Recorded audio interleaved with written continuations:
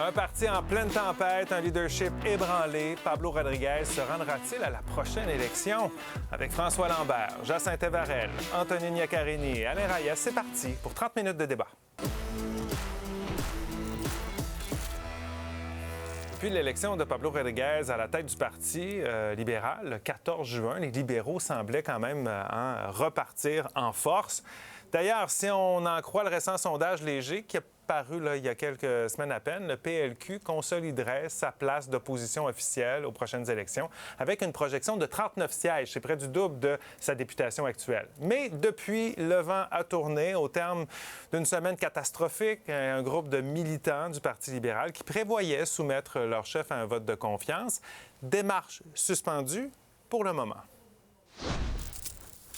J'ai démis Mme Marois de ses fonctions de chef parlementaire. Je l'ai également suspendu du caucus. La nouvelle a eu l'effet d'une bombe et surtout a plongé le Parti libéral dans toute une tempête. Le gars Marois Risky n'est plus chef de l'opposition officielle. Elle a été ça s'est passé pendant la conférence de presse. Je vais les laisser régler leurs problèmes.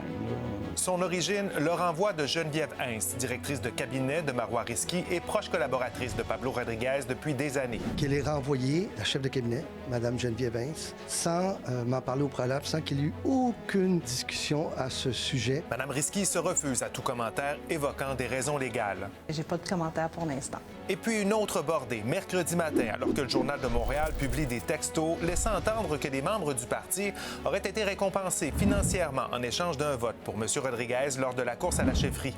Le DGEQ aurait été saisi de l'affaire, mais ça ne passe pas pour le chef libéral. Le Parti libéral du Québec, aujourd'hui, va mettre en demeure le Journal de Montréal concernant leur article sur les textos allégués.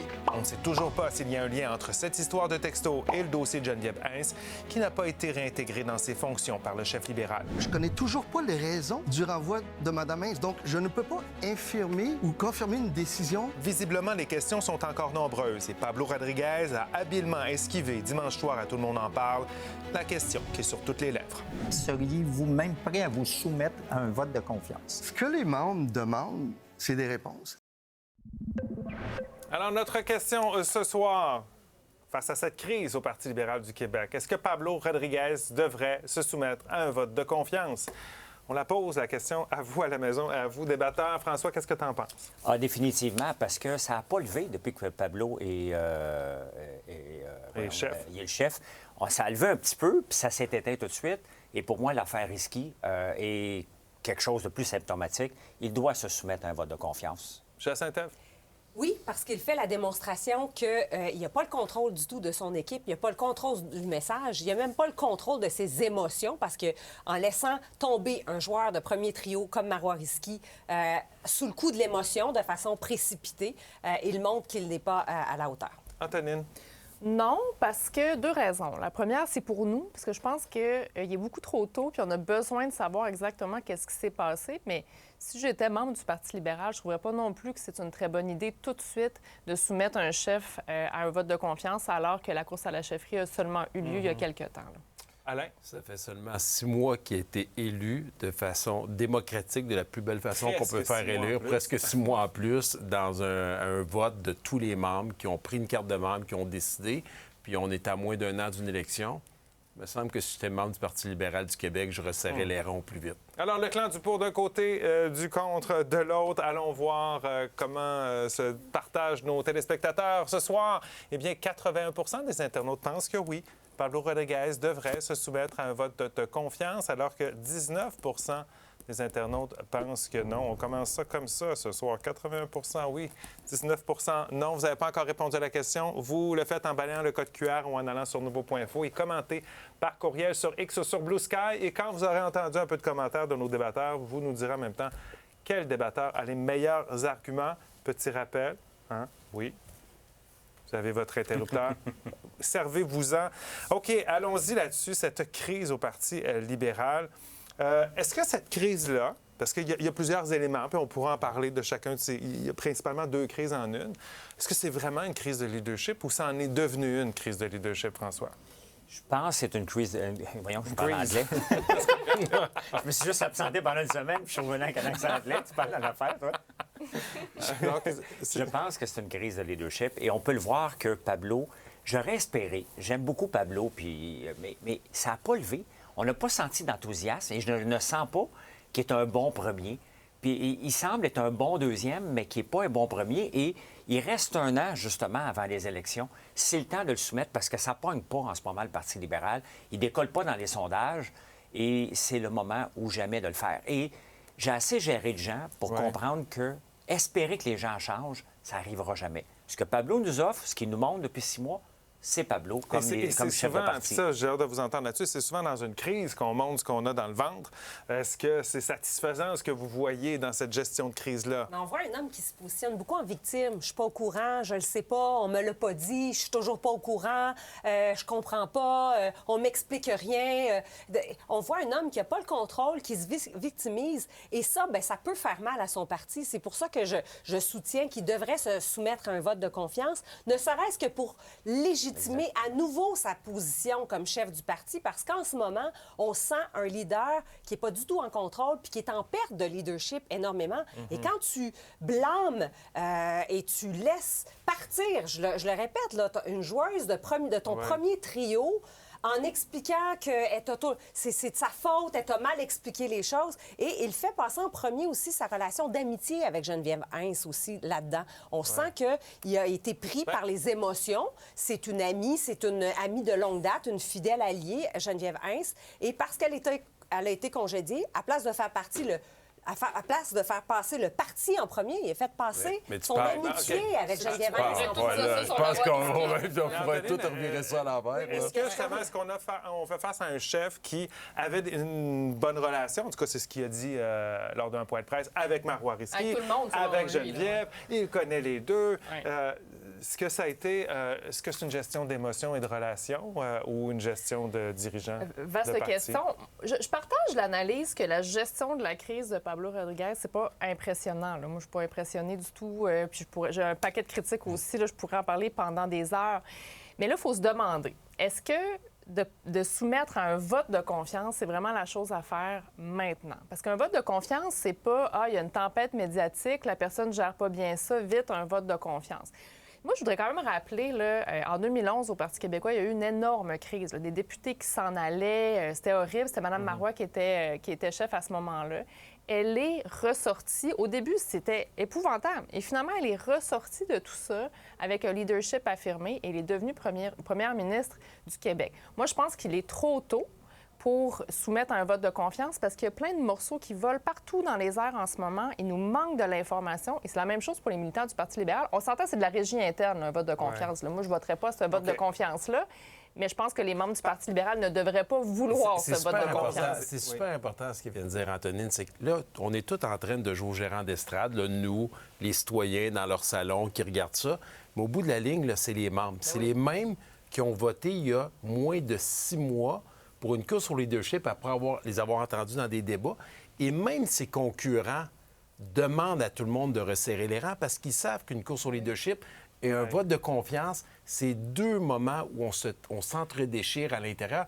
Et c'est la dernière chose, et nonobstant notre position par rapport aux partis politiques, c'est la dernière chose que le Parti libéral du Québec a besoin, alors qu'il est en pleine crise, qui risque de devenir un sondage qui s'en vient. Tout le monde s'en mêle, mais on est dans une situation politique assez particulière. Si on regarde les sondages, les gens veulent se débarrasser du gouvernement en place, sont en quête d'une alternative, et une des alternatives est en train... En tout cas, tu n'es peut-être pas aussi solide que certains pensaient. Tu parlais du manque de morceaux. Comprenez-vous qu'il manque plein d'informations? Puis je comprends pour vous qu'on s'en parle régulièrement. Il nous manque plein de morceaux pour comprendre ce qui s'est passé. Est-ce que c'est normal que le chef du parti, qu'il lui manque autant de morceaux? Est-ce que vous trouvez que c'est normal? C'est sûr, ça a fait mettre en lumière cette crise-là, quand même un manque de leadership. Moi, je suis d'accord avec vous. Là. Sa gestion de la crise, moi aussi, je l'ai trouvée émotive. J'aurais plein de lignes de presse que j'aurais dit différemment. Il y a plein d'attitudes que j'aurais choisies qui auraient été différentes.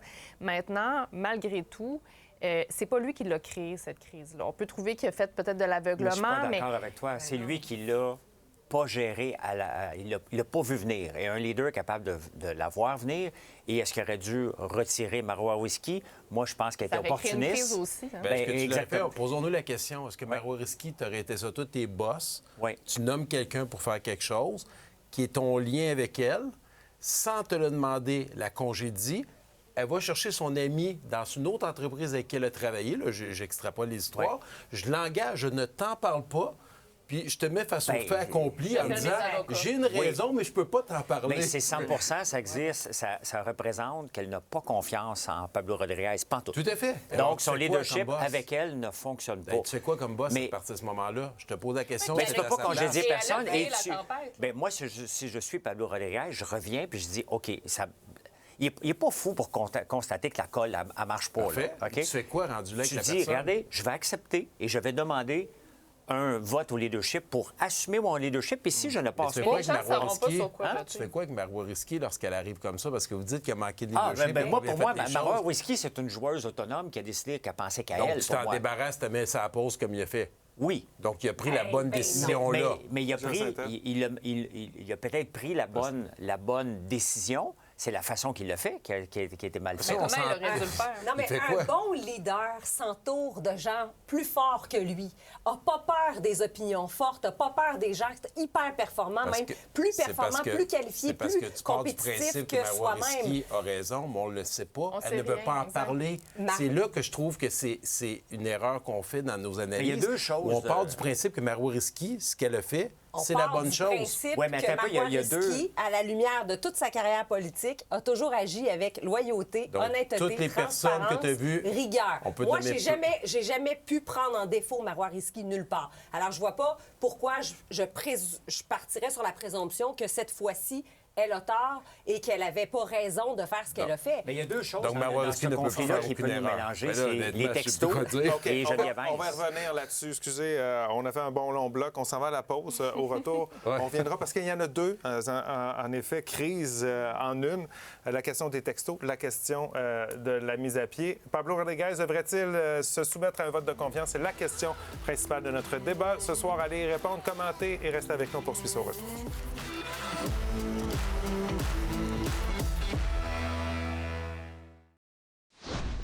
On est de retour au débatteur. Je vous rappelle notre question ce soir concernant la crise au Parti libéral du Québec. Est-ce que M. Rodriguez devrait se soumettre à un vote de confiance? C'est à vous de vous prononcer. Répondez à la question, commentez également. Et dites-nous quel débatteur a les meilleurs arguments. On le dit depuis déjà plusieurs jours, il y a deux crises dans cette crise, dans cette méga-crise au Parti. Oui, il y a la décision de Marois Risky de mettre dehors Geneviève Heinz, mais il y a la question des textos dévoilés par le Journal de Montréal. Ça vient un peu mélanger tout ça. On ne sait toujours pas à cette heure-ci s'il y a des liens entre ces deux histoires-là. On se doute que ça n'a pas vraiment de lien pour l'instant, parce que vraiment, dans tout ce qui a été communiqué par Mme Risky, puis ce qui est sorti de la rencontre qu'elle avait eue avec Pablo Rodriguez, il était question d'utilisation de fonds à des fins partisanes.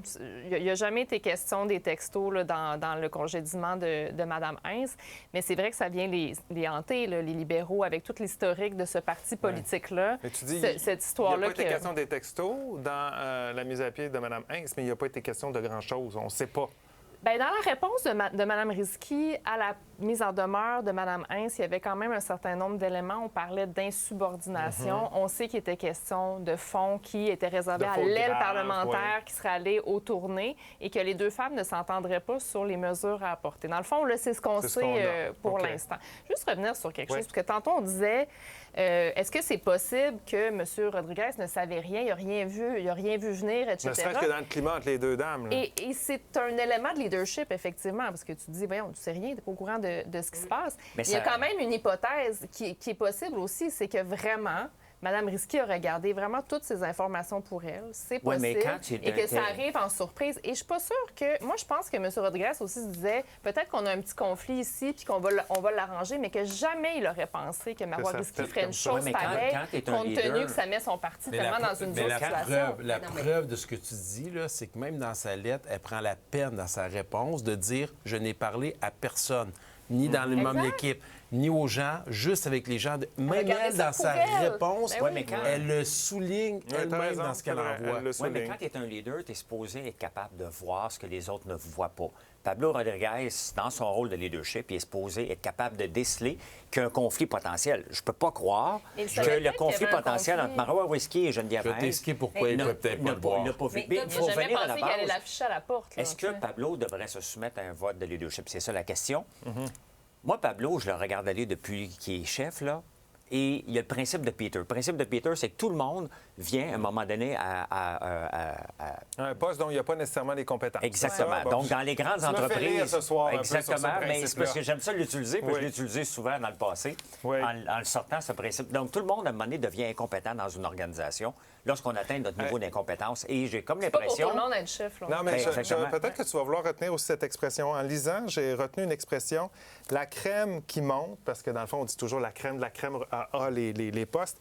La crème qui monte au sommet tourne au vinaigre. C'est un peu ça. C'est ça. Mais c'est peut-être ça. Dans ta définition. Là, Je pense que oui. Puis ce que je vois de Pablo, c'est qu'il n'a pas été capable de gérer une crise interne. Il n'a pas été capable de l'avoir. On le voit que ça n'a pas l'air à cimenter. Paul Saint-Pierre Plamondon, il n'y a personne qui veut de la séparation du Québec. Personne ne veut un référendum, puis il réussit à cimenter ça. Qu'est-ce qui se passe avec Paul Saint-Pierre Plamondon qui ne marche pas avec Pablo? Je ne le sais pas, mais pour moi, Pablo est un gars qui est brûlé en ce moment, puis il n'aura aucune chance de faire élire des députés. Je veux vous entendre un peu sur la dissension au sein du Parti libéral. On comprend là, qu'il y a des... en fin de semaine, puis je le disais en introduction, il y a des gens, des militants qui voulaient organiser une assemblée générale avec un vote de confiance. Ils sont reculés un peu, sans nécessairement être entièrement satisfaits de la gestion de la crise. Qu'est-ce que tu as à dire sur la dissension, toi, au sein du parti? Justement, le fait qu'il y a des militants qui ont commencé ce mouvement-là de parler, de peut-être faire un vote de confiance, ça évoque une méfiance, ça évoque un certain malaise. Et moi, je pense que même si Pablo Rodriguez se soumettait à un vote de confiance et que finalement, ça passe son affaire et qu'il y a son vote de confiance, mais au moins, ça le légitimise on peut mettre la crise sa derrière, posture. On peut mettre la crise derrière. Il y a quelque chose qu'il faut dire. Hein? Oui. Quand on parle de Geneviève Hintz, puis on parle de Marois Risky, on parle pas de deux femmes sur le même pied d'égalité. Là. On parle d'une chef parlementaire et on parle d'une chef de cabinet. Une chef de cabinet est soumise à l'autorité de la chef parlementaire et du chef du parti politique, bien sûr. Mais là, on semble oublier les rôles là-dedans. Là. Donc, Marois Risky avait une autorité. Si on va là-dessus, le patron de Marois, c'est Pablo Rodriguez.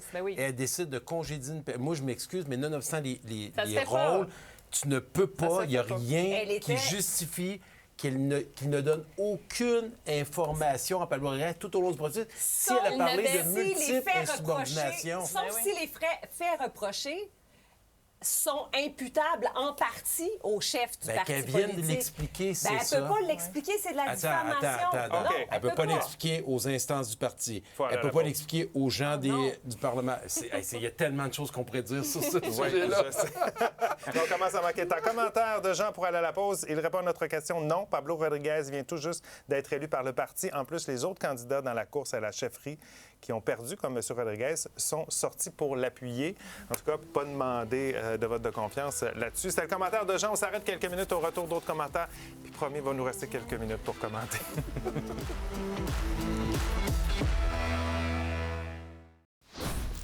C'est vrai qu'il y a tellement à dire sur ce dossier-là. Commentaire de Maude Goyer. Allô, Maude, notre débatteuse. Sur notre question ce soir, est-ce que M. Rodriguez devrait se soumettre à un vote de confiance? Elle dit oui. Soit il ne savait pas ce qui se passait entre Risky et Hintz, soit il le savait et n'a rien fait. Dans les deux cas, son leadership est douteux.